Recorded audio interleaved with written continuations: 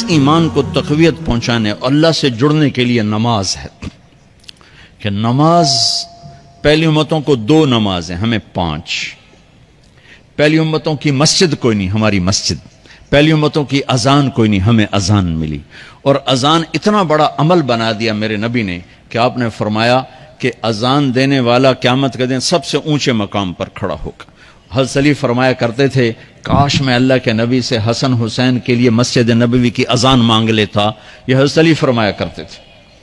اور جنگ قادسیہ میں مؤذن زخمی ہو گیا تو اذان دینے کے شوق میں سردار آپس میں الجھ گئے، کہتا میں دوں گا، کہتا میں دوں گا، پھر قرعہ اندازی ہوئی جس کا نام نکلا اس نے اذان دی۔ حضرت عمر فرمایا کرتے تھے اگر میں امیر المومنین نہ ہوتا، اگر میں خلیفہ وقت نہ ہوتا تو میں مسجد نبوی کا مؤذن بننا پسند کرتا۔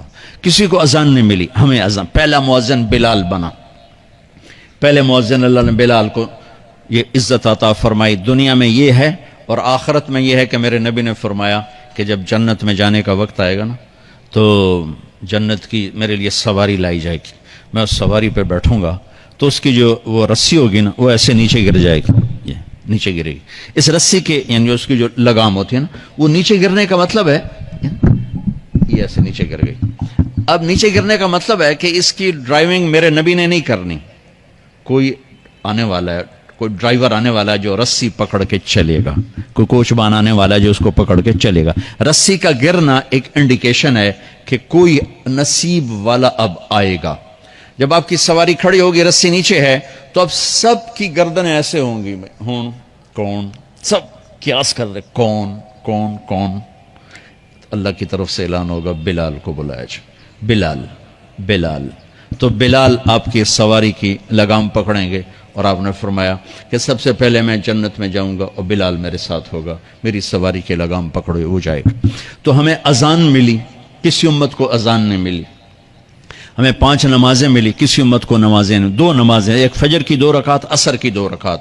باجماعت نہیں، ان کو اپنی کتاب یاد نہیں، ہمیں قرآن یاد ہے۔ میرے مدرسے میں ایک بچہ اب ماشاءاللہ امریکہ میں وہ پڑھا رہا ہے، اس نے 30 دن میں قرآن یاد کیا۔ صبح یاد کرتا تھا، شام کو تراویح میں سناتا تھا۔ میرے مدرسے کا بچہ ہے، صبح بیٹھ کے مغرب تک پورا ہے سپارہ یاد کر کے اور عشاء کو تراویح میں سنا دیتا تھا۔ اللہ نے میں ایسا قرآن دے دیا کہ 1 مہینے میں بھی یاد ہو جاتا ہے۔ 3 دن میں بھی ایک بزرگ نے یاد کیا، 3 دن میں قرآن یاد کیا۔ اللہ نے ہمیں قرآن کی دولت عطا فرمائی، پڑھنے کے لیے 5 نمازیں عطا فرمائی، تہجد کی نماز عطا فرمائی، اوابین کی نماز دی، اشراق کی نماز دی، چاشت کی نماز دی۔ نماز کے کتنے دروازے کھول دیے۔ اور میرے نبی کی آخری نصیحت تھی میری امت نماز نہ چھوڑنا، نماز نہ چھوڑنا، نماز نہ چھوڑنا۔ اور اس 14 صدی میں کوئی موقع ہے نماز چھوڑنے کا تو وہ میرے نبی کے نواسے کی کربلا کا ہے کہ جب ظلم بھی انتہا پر تھا اور مظلوم بھی اپنی آخری حدوں پر تھا، اور کائنات نے نہ ایسا ظلم دیکھا، نہ ایسے مظلوم دیکھے، نہ ایسی پاکیزہ ہستیاں دیکھی، نہ ایسے درندے دیکھے۔ تو سورج ڈھلا، نماز کا وقت ہوا ہے، تو آپ نے سبحان اللہ، آپ نے زہیر سے فرمایا کہ شمر سے کہو نماز پڑھنے دے، نماز پڑھنی ہے، امت کو پیغام دینا ہے کہ یہ کسی حال میں چھوڑنے کا کام نہیں ہے۔ تو انہوں نے آگے بڑھ کے شمر سے کہا نماز پڑھنے دو، انہوں نے کہا نہیں نماز نہیں پڑھنے دیں گے، ہماری تلوار چلے گی۔ انہوں نے واپس آ کر کہا جی وہ کہہ رہے ہیں ہم جنگ نہیں روکیں گے، تلوار چلے گی۔ تو پھر یہ نہیں فرمایا اچھا چلو ٹھیک سر لے، فرمایا اچھا آدھے نماز پڑھو آدھے جنگ کرو۔ آدھوں نے نماز پڑھی، آدھوں نے جنگ کی۔ پھر انہوں نے جنگ کی اور پہلوں نے نماز پڑھی، اور عصر سے پہلے سب کے سر کٹ کے نیزوں پہ چڑھ گئے۔ یہ وہ ہستیاں ہیں جن کو میرے نبی نے کہا میری آنکھوں کی ٹھنڈک حسن حسین، میرے جگر کے ٹکڑے، میرے جنت کے پھول، پتہ نہیں کیا کیا تشبیہات دی ہیں میرے نبی نے۔ اب جنت کے نوجوانوں کے سردار حسن اور حسین۔ اور پھر نماز نہیں چھوڑی۔ ان کو جنت کی بشارت تو ماں کے دودھ پیتے مل گئی تھی، کربلا کی وجہ سے نہیں ملی سرداری ان کو، وہ تو ان کے سر کا صحرا ہے الگ۔ ان کو سرداری جنت کے ملی ماں کا دودھ پیتے ہوئے کہ جنت کے نوجوانوں کے سردار ہیں حسن اور حسین۔ نماز نہیں چھوڑی میرے عزیزو، نماز نہ چھوڑ۔ اللہ کا شکر ہے، میں آپ بچوں کو دیکھ کے مجھے اپنا کالج کا دور یاد آ رہا ہے۔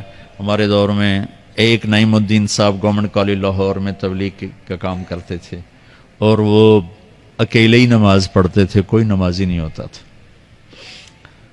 اور کسی لڑکے کی داڑھی نہیں تھی, کسی لڑکی سوا سے ایک نعیم الدین کی.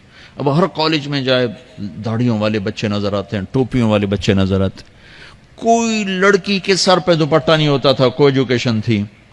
اب لمز جیسی یونیورسٹی میں بھی لڑکیاں پورے برقعے میں ہوتی ہیں, حجاب میں ہوتی ہیں, نقاب میں ہوتی ہیں. جہاں برائی کا گراف اوپر گیا تو نیکی کا بھی اوپر گیا, جہاں برائی کا لیول اگر بڑھا ہے تو نیکی کا لیول بھی بڑا ہے.